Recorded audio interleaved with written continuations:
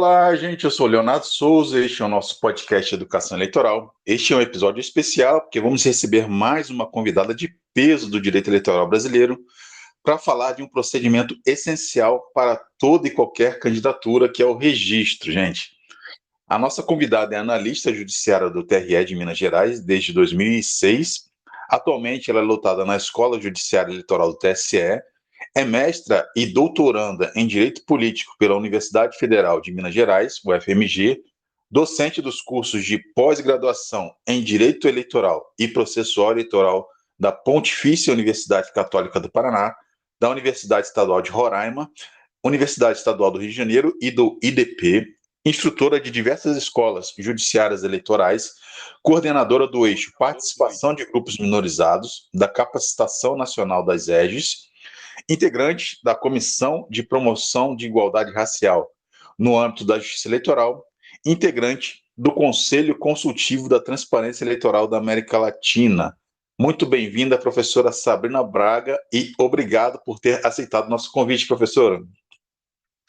Olá, tudo bem, Léo? Olá, ouvintes do podcast. Eu estou muito feliz, muito agradecida pelo convite. Estou, assim, na verdade, acho que agora venci na vida, viu? Porque tinha muita vontade de ser convidada para o podcast, mas eu não podia, né, pedir o convite, né, Léo? Tinha que esperar o convite espontâneo e fico muito feliz. Chegou a hora, graças a Deus. Era um sonho também ter a senhora aqui conosco, né, no nosso podcast, engrandecendo o nome do nosso programa, né, nos nossos episódios, e com certeza vai ser uma conversa bastante interessante sobre o registro de candidatura. Obrigado, professora. Então, vamos começar, na verdade já é uma praxe aqui nossa, né, dos nossos programas, é que a gente faça comece introduzindo, né, antes de a gente começar a conversar sobre o tema central do episódio, que a convidada ou convidado se apresente, né, e conte um pouco da sua história com a justiça eleitoral e com o direito eleitoral. Professora, conta um pouquinho da sua paixão pelo direito eleitoral e pela justiça eleitoral para a gente. Então, eu entrei na Justiça Eleitoral quase que por acaso, assim. Eu descobri que tinha saído o edital do concurso, né? Eu não estava acompanhando, né? Eu sou daquela leva de analistas judiciárias que entraram nos concursos aí de 2004, 2005. Um belo dia eu descobri que tinha aberto o edital para o concurso do TRE de Minas, e aí comecei a estudar, mas assim, eu não imaginava, nunca imaginei na minha vida trabalhar na Justiça Eleitoral. A minha universidade, né, a Universidade Federal de Minas Gerais, onde eu me graduei, fiz o mestrado e agora faço doutorado. Minha universidade tem uma tradição no ensino do direito eleitoral, tá? Lá em 2002, quando eu me formei, já tinha disciplina de direito eleitoral na graduação. Era uma Uhum. disciplina optativa e eu não fiz. E, e aí descobri que tinha saído o edital do concurso, comecei a estudar, fui aprovada, né? E quando assim eu tomei posse com aquela ilusão assim de que eu vou trabalhar na Justiça Eleitoral e lá o pessoal trabalha pouco, então eu vou ter tempo e vou estudar para outro concurso, porque eu nem quero ficar aqui. Mas Uhum. assim, eu cheguei na Justiça Eleitoral e vi que não é nada disso, dessa coisa que as pessoas fantasiam de que se trabalha pouco, muito pelo contrário, Sim, trabalha-se sim. muito, né? Me apaixonei pelo atendimento à eleitora e ao eleitor, tá? Fiquei assim no balcão, balcão sempre foi o meu lugar assim, sabe, aquele lugar em que eu me sentia bem, que eu me sentia feliz, né? Claro, Uhum. fazia minhas atribuições de analista e tudo, mas assim sempre gostei do balcão. E aí tô aí já há 17 anos, servidora, apaixonada. Eu acho que a Justiça Eleitoral nos dá uma oportunidade imensa de estar em contato direto, sabe, Sim, com a população, independente de raça, de classe, de gênero, todo sim. mundo tem que passar pelo balcão do cartório eleitoral. Uhum. É um aprendizado muito grande, então, assim, eu convido as pessoas que estão nos ouvindo agora e que por acaso estejam, né, pretendendo fazer o concurso unificado, né, abram seus corações para o atendimento, para receber as pessoas com humanidade, com empatia, porque eu garanto que vocês vão ter, assim, um crescimento muito grande de vida mesmo, porque Sim. é uma experiência maravilhosa. Eu amo a justiça eleitoral. Sou uma servidora apaixonada, Léo. Aqui não é. Eu não conheço nenhum que não seja, de verdade. A questão do balcão que você mencionou realmente é um aprendizado, né? Como você mencionou, quem está no balcão atende de A a Z, do eleitor super rico, né? Daquele que tem muito dinheiro mesmo, ao Sim, necessitado economicamente em todas as esferas, né? Desde da pessoa em situação de rua, né? Da pessoa marginalizada. É, a sim, gente faz tem algumas zonas eleitorais que têm projetos em casas de detenção provisória, né? Tem as pessoas que estão cumprindo na pena provisória e o cartório sim, eleitoral vai até lá. Então, as pessoas com acessibilidade, agora o Tribunal do Paraná tem investido muito nessa participação das pessoas com deficiência no processo eleitoral, né? Não só no uhum, voto, não só na acessibilidade dos locais de votação, das zonas eleitorais, mas participação ativa, né? Atuando como mesárias, como coordenadores de acessibilidade, né? Então a Justiça Eleitoral tem essa missão de pegar toda a sociedade, né? Envolvê-la como um todo. sim, Isso realmente é lindo, né? sim, Isso é bem emocionante. Eu sou também um super apaixonado por causa desse ambiente que a gente tem todo dia no cartório eleitoral, né? Isso, e é a realidade nossa de todo dia. Professor, então é vamos isso mesmo. passar ao ponto central da nossa conversa aqui, que são o registro, que é o registro de candidatura, né? Vamos começar Uhum, pelo básico, né? Tem muita gente que pode estar ouvindo, que está participando da sua primeira eleição, né? Servidores, colegas servidores que estão fazendo a sua primeira eleição, né? Que teve muita nomeação agora nos últimos anos, principalmente porque tinham muitos concursos vencendo, né? Então, uhum, pode ser que alguém tenha a dúvida básica, né? O que é o registro de sim. candidatura e quais agremiações poderão participar das eleições deste ano? Então, o registro de candidatura é o meio pelo qual uma pessoa que está ali, né, gozando plenamente dos seus direitos políticos, ou seja, tem direito de votar e de ser votada, é o meio pelo qual essa pessoa vai se habilitar a concorrer a um dos cargos eletivos que estiverem em disputa numa eleição, né? Agora, em 2024, os cargos na Câmara dos Vereadores e o cargo do Executivo, né? Prefeita, Uhum. prefeito, vice-prefeita, vice-prefeito. Inclusive, o professor Zílio, Rodrigo Lopes Zílio, ele fala que o registro é o requisito para a existência da nossa democracia, né? Porque sem o registro não tem candidatura. Sem Exato. candidatura não tem eleição. E sem Sim. eleições livres e frequentes e regulares, não tem democracia, né? Uhum. Então, o registro é um ponto, um dos pontos principais, né? Sim. E aí, quem que pode participar das eleições desse ano?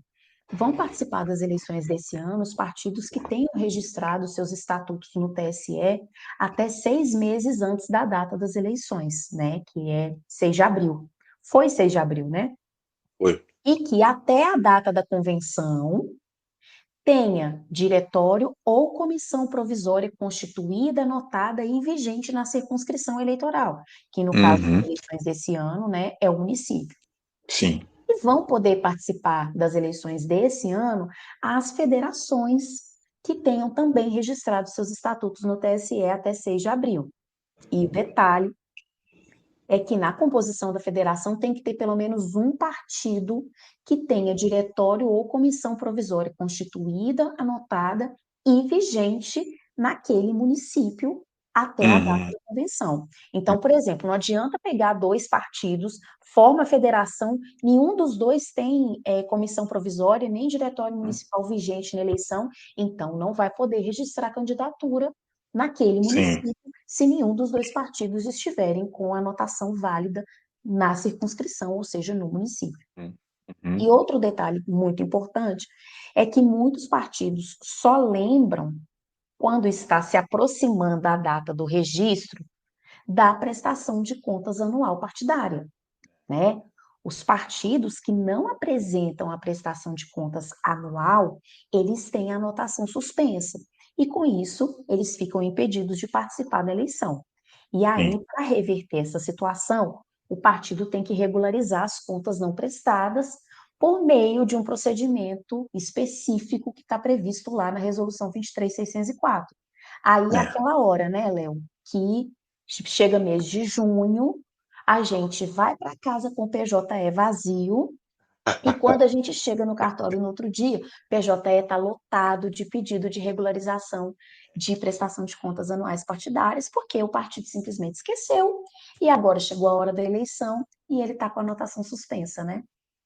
Mas não tem milagre, né, professora? Se a pessoa deixa para a última hora, tem que correr e rezar para dar tempo de o juiz julgar, ou pelo menos dar uma decisão ali, nem que seja liminar, para que essas contas estejam ao menos regularizadas de alguma forma até a data da convenção, né? Então, isso é um processo de fé e oração também, porque deixar para a última A hora não é ser uma boa ideia. sorte, né, Léo? A sorte desses partidos é que a Justiça Eleitoral tem um corpo de servidores e Ah, servidoras muito comprometidos, né? é, Porque, afinal de contas, o produto que a gente entrega é um produto muito sério, que é a democracia, né, sim, Léo? exatamente. É. Então, a gente vai virar à noite, a gente vai fazer o que for para analisar tudo, para depois ninguém vir falar, "Ah, eu não pude participar das eleições porque o magistrado ou magistrada eleitoral não analisou o meu pedido de regularização de contas a tempo." Eu tenho certeza que isso nunca aconteceu em cartório eleitoral nenhum, porque eu ponho a mão no fogo pelo corpo de servidores e servidoras da Justiça Eleitoral. Exatamente, exatamente. Lá no nosso já tem um bastante já, a pessoa que antecipou, né, um pouquinho,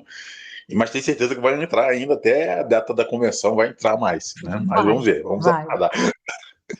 Ô, professora, eu e meu chefe no mês passado, a gente fez algumas visitas nas câmaras municipais dos municípios aqui da nossa região, né, da nossa zona, para pontuar algumas questões sobre a eleição que se aproximava e tal. E eu acho que a principal dúvida dos parlamentares, né, dos atuais vereadores, também dos dirigentes partidários, foi sobre o número de candidaturas que podem ser lançadas por cada partido ou federação. Eu imagino que essa dúvida ela tenha surgido, tenha aparecido mais, porque será a primeira eleição municipal com a nova redação do caput do artigo 10 da Lei das Eleições, né? O que a senhora pode pontuar sobre essa questão, professora? Então, Léo, em 2021 teve uma alteração do caput do artigo 10, né, da Lei 9.504, que é a Lei das Eleições. E aí, na redação original, a previsão era de que cada partido poderia registrar até 150% do número de lugares a preencher no Poder Legislativo. Então, Uhum. supondo que a gente está falando aí de uma cidade com 10 assentos na Câmara de Vereadores, o partido Sim, ia poder registrar 20. 20 não, sim. 15. E aí, 11, com né? a mini reforma de. Não, quando era cento e 15. cinquenta por cento, podia registrar 15, né? Isso. Com a mini reforma de 2015, esse percentual aumentou para até 200%, né, em casos específicos. E aí, Uhum. agora a previsão é de que cada partido ou federação pode registrar para a Câmara dos Deputados, para a Câmara Legislativa, para as Assembleias Legislativas, para as câmaras municipais, o total de até 100% do número de lugares a preencher mais um. Sim, Isso, então, vai significar que se um município tem 10 assentos na Câmara dos Vereadores, o partido ou federação pode registrar até 11 candidatos, né? exato, sim. Ao meu ver, essa alteração, ela impacta diretamente na representatividade feminina no poder legislativo, porque vários estudos comprovam que as chances das mulheres serem eleitas aumentam quando as disputas intrapartidárias são menores, né? Quando elas têm Uhum. com menos pessoas da lista. Então, eu Sim, vejo uma alteração muito positiva em relação a pessoas de grupos minorizados, especialmente as mulheres. sim. Já que a senhora abordou o tema mulheres, uma das perguntas que a gente ouviu também, e eu achei bem curiosa, né? Cota de gênero, professora, é cota para mulheres? Não, né? A cota é para os dois gêneros, né? Masculino e feminino, sendo que o partido pode preencher, tem que preencher a lista com no mínimo 30% de um dos gêneros e no máximo 70% do outro gênero. Sim, Acontece que a gente vive numa sociedade patriarcal, né? E com isso, praticamente todas as agremiações partidárias se limitam a registrar só o mínimo de candidaturas de mulheres, né? mas Uhum. poderia ser o contrário, né? Poderia ser um registro de 70% de mulheres e de 30% de homens, né? Isso, inclusive, teria um impacto fantástico, né, na representatividade feminina no poder legislativo, um impacto positivo, né? Mas Sim. É, Brasil, a realidade é Brasil não, a verdade é realidade mundial, né? mundial, A é gente não verdade. precisa achar que essa questão da violência política contra a mulher e da subrepresentatividade feminina é privilégio do Brasil, Sim. privilégio negativo, né? Claro, falando aqui com um Uhum. pouco de ironia, que é um privilégio do Brasil ou privilégio só de países do sul global, não. No norte global, esses problemas também acontecem. Sim, sim.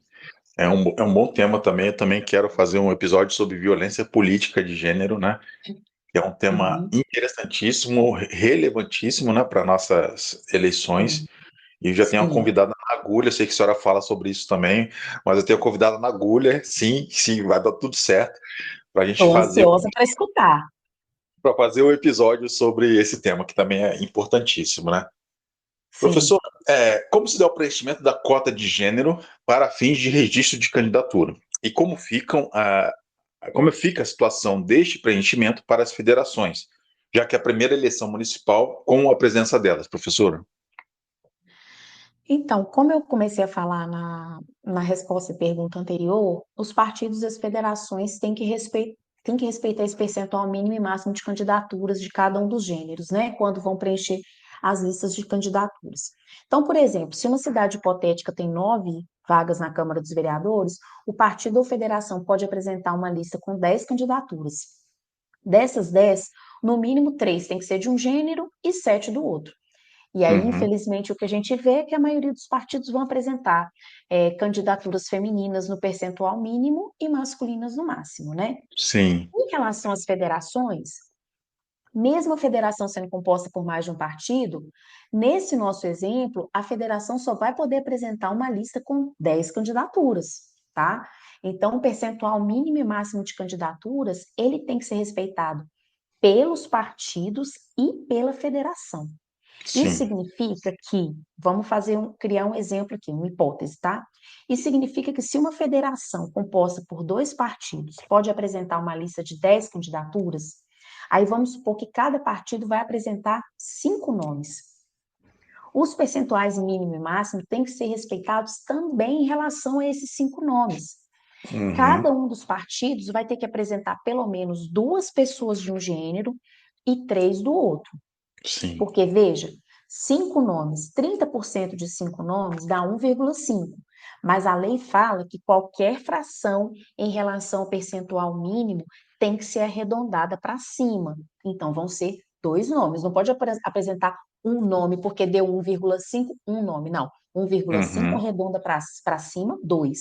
Sim, Mas o partido ou a federação estão obrigados a apresentar uma lista com, no mínimo, 2 nomes, cada um sim. de um gênero, Uhum. respeitando o previsto no artigo 10, parágrafo 3º da Lei 9.504, conforme o entendimento do TSE e a previsão agora na resolução, na nova versão da resolução de registro de candidatura. Então, É uma se novidade a isso, né, federação professora?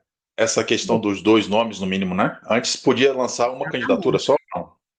podia. Na Podia. verdade, Léo, teve um caso, tá, que chegou no TSE de uma federação que apresentou um nome de mulher. O Sim. draft foi indeferido, tá? Aham. E aí, o ministro Benedito, que era o relator, ele pontuou muito bem que aquele caso seria um caso excepcional, mas que Sim. para se manter, tá, o que a previsão, né, a política pública, a ação afirmativa que estava proposta na Lei 9.504, seria Uhum. então, né, aprovado aquele DRAP com uma candidatura Sim. feminina, né, Sim. mas que isso seria ali um caso, Uma exceção, né? seria uma decisão casuística, né? Ali Ah, olhando realmente o caso concreto. hum, Não era uma tese, então, construída pelo TSE. Aí uhum. veio a nova versão da resolução, né? Sim, E sim, trouxe, então, um parágrafo especificando que cada partido ou federação tem que apresentar uma lista com, no mínimo, 2 nomes, para a gente sim. poder ter aí, né, o Um respeito, né? percentual mínimo e o máximo também atendido. Sim. Professor, ainda sobre o gênero, né? A gente teve uma mudança de entendimento do TSE nas últimas eleições municipais para cá, e até 2020 era considerado o gênero autodeclarado pela pessoa eleitora no cadastro eleitoral até o seu fechamento. Ou seja, se a pessoa declarou o gênero masculino e não fez a retificação deste item no cadastro, até o fim do cadastro, né, até o fechamento, desde que, nesse caso, nesse ano vai ser 8 de maio, era a informação que ia para o registro. Agora, no entanto, é considerado o gênero declarado no registro, mesmo se divergente do cadastro eleitoral, não é isso, professor? É isso mesmo. Em 2018, foi respondida uma consulta pelo TSE e o relator foi o ministro Tarcísio Vieira. E essa consulta foi feita pela senadora Fátima Bezerra. Sim. Nessa consulta, foi firmada a tese de que as candidaturas de mulheres trans e travestis compõem o percentual de candidaturas do gênero feminino, porque o Uhum. que vale é o gênero autodeclarado, tá? E aí, obviamente, essa interpretação vai valer para os homens transgêneros também, né? No Uhum. entanto, essa autodeclaração tinha que ser feita no cadastro eleitoral, porque a gente tem um cruzamento de dados, né, entre o Certo. CANDI, que é o nosso sistema de candidaturas, e o EL. Aí vem a nova redação da Resolução 23.609, né, que diz que, havendo divergência entre o cadastro eleitoral e o requerimento de registro de candidatura, em relação a essa autodeclaração de gênero, vai ser considerado o gênero que foi declarado no RRC. E a candidata ou candidato vai receber uma notificação para poder confirmar essa informação prestada. Uhum. Confirmação. Confirmando-se a informação ou o não atendimento dessa notificação, vão ser interpretados, então, como uma solicitação para que seja promovida a alteração do gênero no cadastro eleitoral. E então Sim. o juízo eleitoral vai adotar as providências necessárias para isso quando, né, acontecer a reabertura do cadastro em novembro. Sim, perfeito. Até porque privilegia a informação mais recente apresentada pela pessoa eleitora, né? Se ela no cadastro está Exatamente. falando que é do gênero X ou Y, né, é a informação mais recente que a gente tem contato. Então, isso acho que tem muita relevância. Na meu ver, a mudança é bem positiva, no meu entender, né? Sim, sim. Professora, dentre os documentos obrigatórios do RRC, né, do registro, do requerimento de registro de candidatura, aqueles que estão no topo dos que geram problema são a prova de alfabetização, né? A gente tem caso histórico aí do candidato Tiririca, lá na eleição de 2018, se eu não me engano, e a prova da desincompatibilização quando ela for necessária. O que a senhora pontuaria sobre esses casos, professor? Olha, a desincompatibilização é sempre uma treta tretíssima. Mas na minha prática de cartório, os problemas surgiam, na maioria esmagadora das vezes, em relação a servidoras e servidores públicos. Sim. Porque, geralmente, os titulares de secretarias municipais, e aqui a gente está falando bem especificamente de eleições municipais, né? Uhum. Os titulares de secretarias municipais, eles têm um assessoramento de advogados, né? Então, eles são orientados e orientadas quanto à desincompatibilização. Além disso, são pessoas que, nesse nosso jargão eleitoral, são pessoas boas de votos, né? Então, Sim. essas pessoas têm uma atenção especial do partido ou da federação. Agora, servidores e servidores públicos, muitos não têm assessoramento de advogadas ou advogados e não têm um capital político para impressionar o partido. Eles acabam agindo por conta própria e, com isso, eles perdem o prazo de desincompatibilização. Uhum. Aí, na hora de comprovar, vão começar os problemas, né? Porque perdeu o prazo, não vai ter como comprovar, né?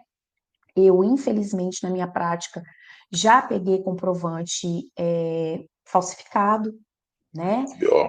O Ministério Público entrou com a impugnação, a pessoa apresentou o comprovante, aí o Ministério Público traz outras provas de que a pessoa obteve um comprovante, mas que de fato não tinha se desincompatibilizado. Assim, Uhum. foi uma situação, sabe? Sim, Inclusive, imagino. foi para a esfera criminal por conta de declaração fraudulenta, foi a treta. Sim, Em relação à prova de alfabetização, eu acho muito importante a gente atentar para o tratamento não discriminatório, que inclusive está previsto na Resolução 23.659, né, de 2021, que é a resolução do cadastro, né, que vai preconizar uma atuação pautada no princípio da dignidade da pessoa humana. sim. Então, contextualizando isso que eu falei, quando a candidata ou o candidato não apresenta prova de alfabetização, né, seja um certificado, ou um diploma escolar, ou um histórico escolar, por exemplo, esse documento ele vai poder ser suprido por uma declaração de próprio punho, preenchida pela pessoa em ambiente individual e reservado, na Uhum. presença de servidora ou servidor do cartório eleitoral. Durante muito tempo, esse procedimento foi carregado de muito elitismo. E Uhum. ele provocava, né, e ainda provoca, um constrangimento para quem ia até o cartório fazer a declaração de próprio punho. Sim, Então, hoje, a gente tem duas resoluções que previnem esse tipo de atuação, né?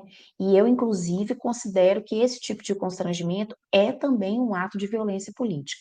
Então, assim, sim, eu acho que servidoras e servidores têm que estar muito atentos para o que prevê, para o que preconiza a Resolução 23.659, tá? Em relação à nossa atuação, né? Uma sim, atuação não elitista, não racista, né? Enfim, é, livre de preconceitos, né? sim, E sim. também a própria Resolução 23.609.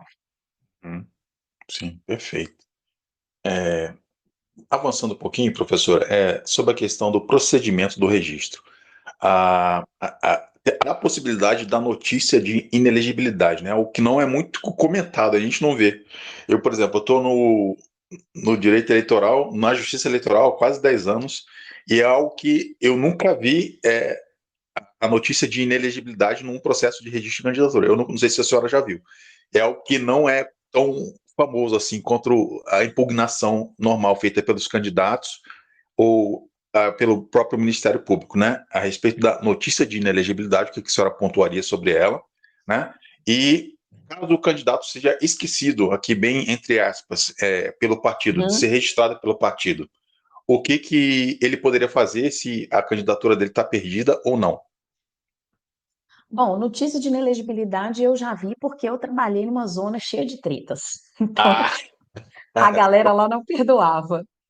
Mas olha, eu acho a notícia de inelegibilidade uma coisa linda, sinceramente. sim, sim, Porque ela permite que a eleitora ou eleitor interfira no pleito de outras formas além do voto, né? sim, Porque quando a exatamente. pessoa tem conhecimento de que recai sobre um candidato ou candidata uma causa de inelegibilidade ou ausência de condição de elegibilidade, essa pessoa pode, sem precisar contratar um advogado, essa pessoa pode propor notícia de inelegibilidade até 5 dias da publicação do edital que contém os pedidos de registro, aquele edital que a gente fica, né, assim, quase surtando no cartório para poder publicar logo, né, Léo? Aham, aham, A pessoa, ela vai então preparar uma petição fundamentada e vai apresentar ao juízo. Ou então vai apresentar essa notícia de inelegibilidade à representante do Ministério Público Eleitoral naquele município. E sim, aí, se o juízo eleitoral deferir o registro, né, mesmo com a notícia de inelegibilidade, a eleitora ou eleitor que apresentar a notícia não vai poder recorrer, uhum, mas o Ministério Público pode, sim, mesmo que o Ministério Público não tenha apresentado impugnação ao registro. E essa uhum, tese, inclusive, foi firmada por meio de uma repercussão geral lá no STF. nossa, Agora, em relação ao partido esquecer de enviar o registro, eu passei por isso com uma coligação inteira nas eleições de 2012, né? minha Naquele nossa, tempo que ainda podia ter coligação proporcional. sim, O representante da principal coligação da cidade que eu trabalhava se complicou com os RRCs, né? Naquele tempo que era processo físico, uhum, e aí com isso todos os outros presidentes de partidos e representantes de coligações, nesse tempo todos homens, né, que a gente está falando de 2012, Foi Uhum. todo mundo para a porta do cartório vigiar o horário. Meu Deus. Porque já tinha corrido a fofoca na cidade de que a coligação estava atrasada, então foi todo mundo para lá vigiar. Sim. Aí, Léo, o juiz eleitoral foi para a porta do cartório de carro, porque o cartório ficava fora do fórum.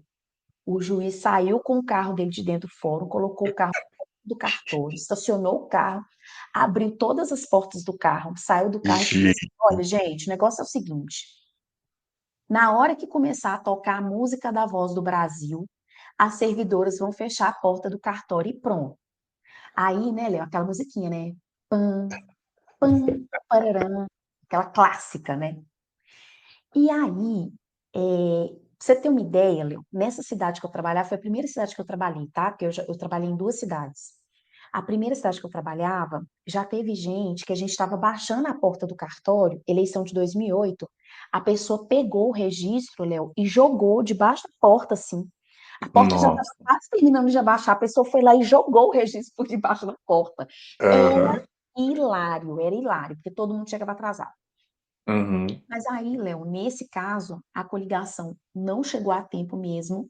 Começou a tocar a musiquinha da Voz do Brasil, a gente começou a baixar a porta, parecia cena de cinema, assim, cena de filme. E a gente ficou trabalhando de porta fechada para poder adiantar Uhum.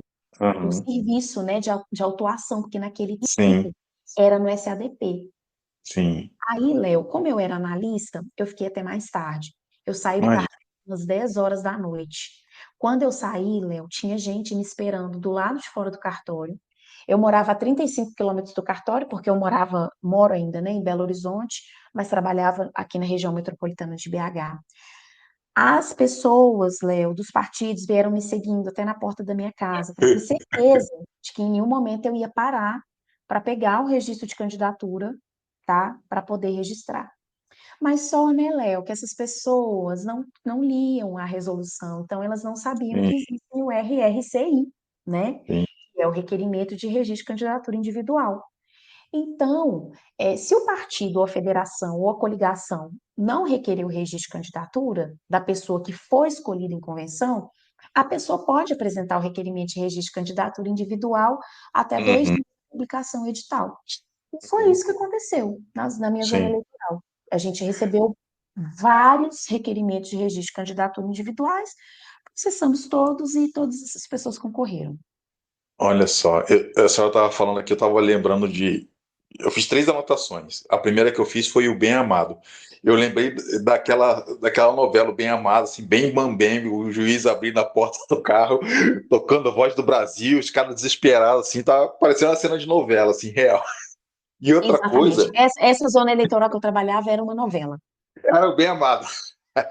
Sim, E sim, outra coisa é que todo servidor, eu brinco, que todo servidor da Justiça Eleitoral tem um causinho interessante, ao menos um causinho interessante para contar uma história engraçada, né? E esse aí a sim. senhora comprovou a minha tese facilmente. E outra coisa que eu Não anotei, existe servidor sem causa bom. não tem, é verdade.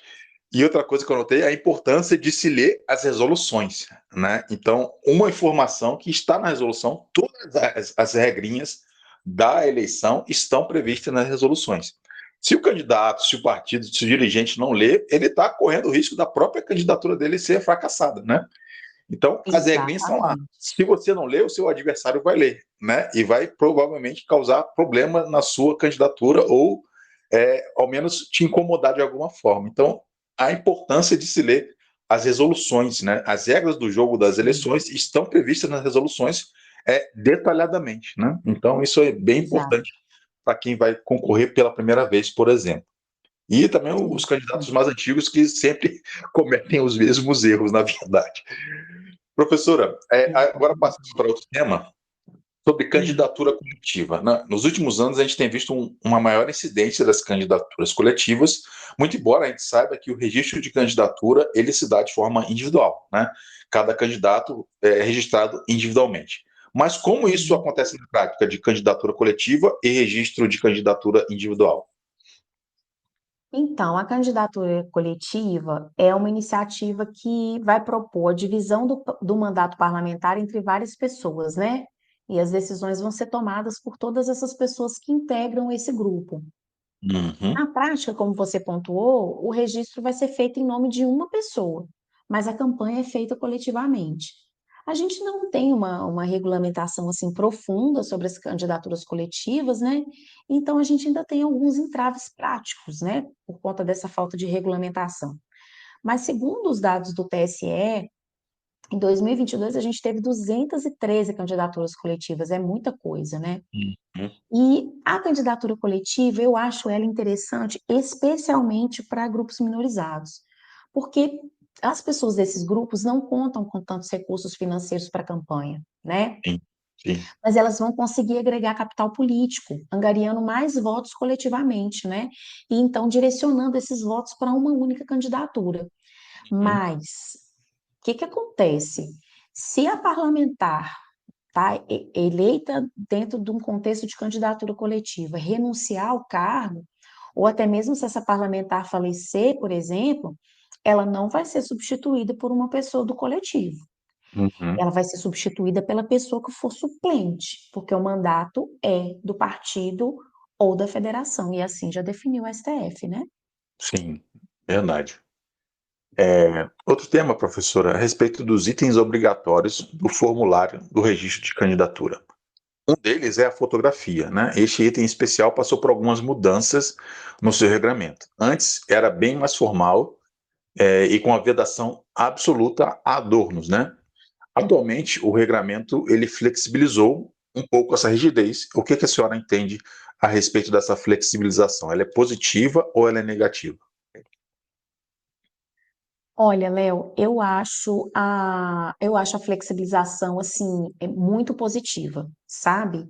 Porque eu acho que ela vai de novo, né, contribuir especialmente para pessoas de grupos minorizados. Por quê? Porque, por exemplo, uma mulher que professa uma religião de matriz africana, ela vai poder sair na sua foto na urna usando seu turbante, usando seus adereços, né, de sua religião.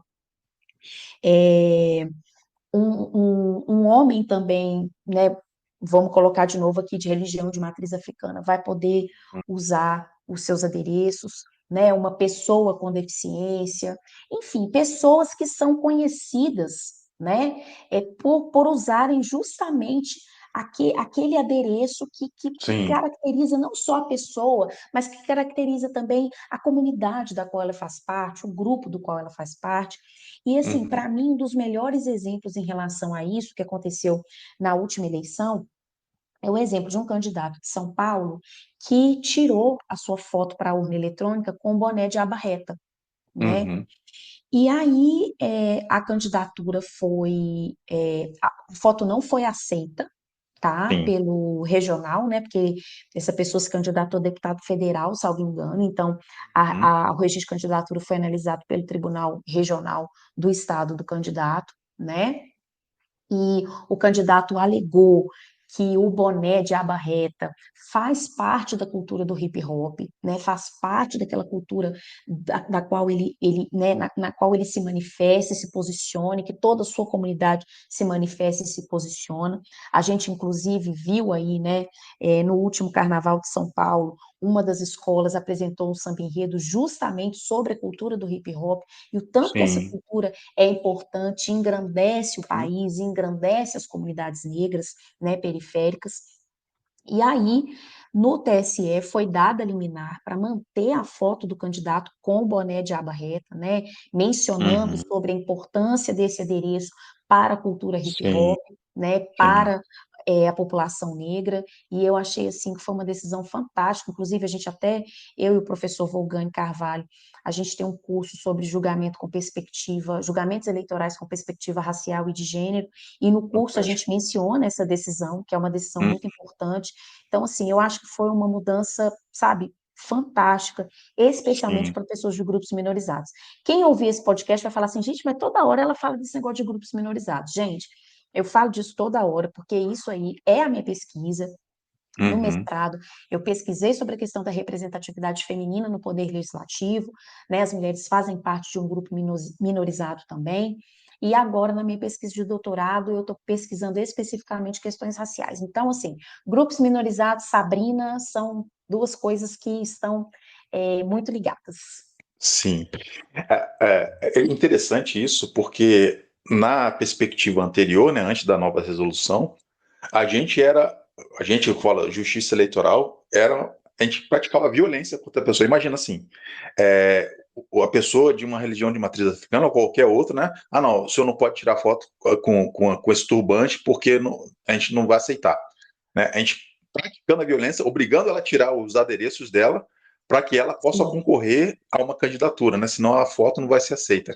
E eu vejo isso sim, como uma violência tremenda, né? Seja qual for o contexto, qual for a situação, você obrigar uma pessoa a tirar uma coisa que faz parte dela, faz parte da identidade dela, para que ela possa sim, concorrer ao cargo eletivo, né?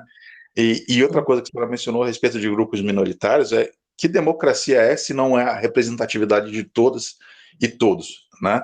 Se a gente tiver uma democracia que só tem representado um extrato da sociedade, não é democracia, né? Então a gente tem que falar assim de Exatamente. grupos minorizados, de pessoas que sofreram violências históricas, que agora estão conquistando passo a passo seus espaços, né? Para que essa Uhum. democracia de fato aconteça no nosso país e em outros lugares do planeta, né? Democracia com só um mandando não é democracia, a gente sabe o que é. Não é, não é, não é. Deixa eu ver. Candidatura subjúdice, professora. Também é um tema relevante, né? E é relativamente comum nos processos eleitorais. Gostaria que a senhora pontuasse alguma coisa sobre isso também, por favor. Tá. Em relação à candidatura subjúdice, ela é aquela que ainda está pendente de trânsito em julgado, né? Ou seja, ela está pendente de julgamento em grau de recurso. A Uhum, candidata ou candidato cujo registro está subjúdice pode continuar fazendo campanha, né, para poder participar do horário eleitoral gratuito e pode, inclusive, receber recursos de campanha. Mas sim, se esse indeferimento transitar em julgado até 20 dias antes da eleição, o partido pode apresentar substituto ou substituta. sim. Mas é importante a gente lembrar que se o sistema CANDE já estiver fechado, não tem como trocar a foto na urna e nem o nome.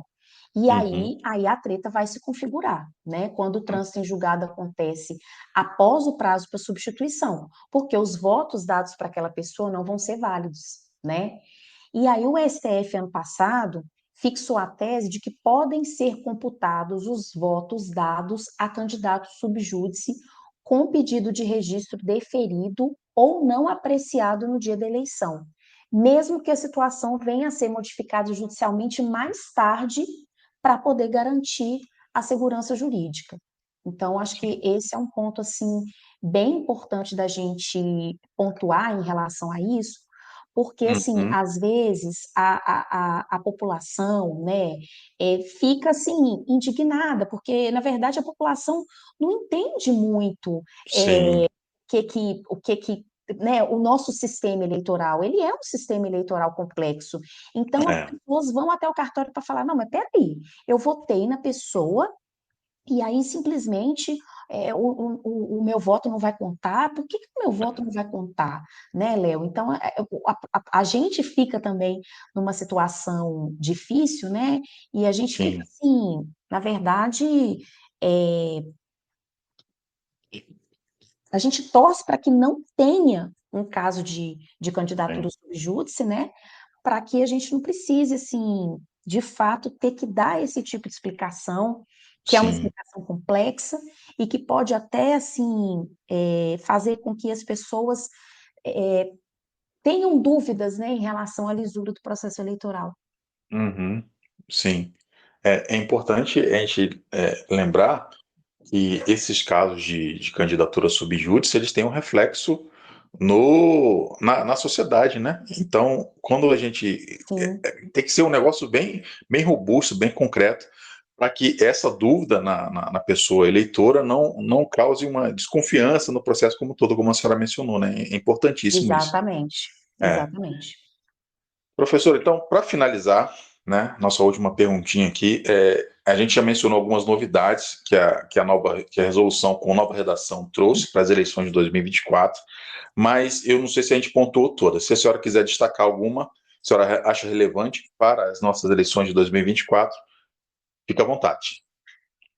Olha, Léo, assim, alguns destaques que eu faço em relação ao novo texto, né, da Resolução 23.609. Em relação à autodeclaração racial, né, eu acho que é bem importante. A gente atravessa um fenômeno aí de afroconveniência, né, Sim, que é o fato da pessoa nunca ter se lido como pessoa negra no Brasil, e aí de repente tem uma avó negra, uma bisavó negra, e aí resolve se declarar parda para fazer jus a ações afirmativas, né? Esse uhum, fenômeno da afroconveniência vem acontecendo aí, né, no ingresso na universidade, agora nos concursos públicos, também sim, nas eleições, porque a gente sabe que os votos dados para pessoas negras serão contados em dobro, né, nas eleições para a Câmara dos Deputados. Esses votos serão contados em dobro para distribuição de fundo partidário e de fundo especial de financiamento de campanha. A gente sabe também que existe hoje, né, um direcionamento de recursos para pessoas negras no percentual de candidaturas apresentadas, né? Então, se a gente tiver aí 50% de pessoas negras né, registradas, 50% dos recursos do Fundo Especial de Financiamento de Campanha e do Fundo Partidário terão que ser direcionados para esse grupo, né? uhum, Então, com isso, começa a aparecer os oportunismos, né? sim, Claro, frisando, isso é muito importante frisar, não é porque existe oportunismo que a gente vai deixar de criar uma política pública para beneficiar essas pessoas, né? uhum, Então, respondendo mais diretamente sua pergunta em relação a essas novidades, em relação à questão racial, o que eu destaco é o fato de que agora pessoas negras vão fazer a autodeclaração racial, né? E se essa autodeclaração racial estiver divergente do que está no cadastro, ou estiver divergente do que foi registrado em candidaturas anteriores, né, essa pessoa vai ser intimada a comparecer ao cartório para explicar a situação, né, para confirmar essa alteração. E caso não haja confirmação por parte da pessoa, vai valer o que está no cadastro eleitoral ou vai valer o que está nos registros, nos requerimentos de registro de candidatura anteriores. Isso por si só vai, eu acredito que vai assim coibir, né, algumas tentativas de fraude. Outra coisa que eu acho bastante importante da Resolução 23.609 é a possibilidade de que candidatos e candidatas possam também declarar sua orientação sexual no requerimento de registro de candidatura.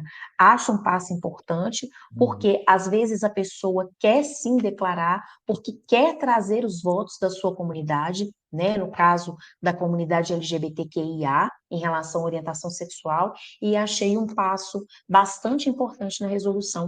Traria outros vários exemplos aqui, mas eu sei que a gente não tem tempo, né, porque a gente ficaria aqui mais um dia só falando disso, mas uhum, assim, são duas coisas que. E uma terceira coisa também que eu achei fundamental, que é justamente a possibilidade de organizações da sociedade civil, ou seja, do movimento negro, ter acesso aos requerimentos de registro de candidatura, claro, preservada a LGPD, né, para poder, inclusive, fazer uma uma fiscalização, né? Porque se a sociedade civil começar a se interessar por isso e começar a fiscalizar, eu acho que muita coisa pode ser coibida e a gente vai ter um processo eleitoral muito mais isonômico, né? Respeitando aquele princípio ali da paridade das armas. sim. É interessante, professor, essa semana, não, semana passada, eu fiz um post sobre a questão da afroconveniência, né? E um ponto positivo que eu também achei na nova redação da resolução foi a questão de convidar os partidos a terem suas próprias comissões de heteroidentificação, né? antes de sim. lançar o registro de candidatura, já o próprio partido fazer a sua comissão e lançar os candidatos e candidatas de acordo com a raça correta ali, para não ter nenhum problema de impugnação futura. Eu achei bacana essa questão, essa pontuação na Sim. resolução, e que bom seria que todo partido fizesse isso, né? Não esperasse as notificações para correções futuras, né, ou até indagações a respeito de raça dos seus candidatos, né, que fosse feito isso anteriormente para evitar os problemas, né, professora? É, Léo, mas o problema é que a gente vive num país em que estão tentando aprovar uma PEC para anistiar os partidos que não cumpriram Pois as é, questões relativas à cota de financiamento. pois Então, é. assim, aqui quem está falando é a Sabrina pesquisadora, tá? Sabrina Sim. pesquisadora é descrente de Aham, iniciativas de agremiações partidárias nesse sentido, sabe? Mas sim, eu espero que quanto antes a gente tenha uma solução.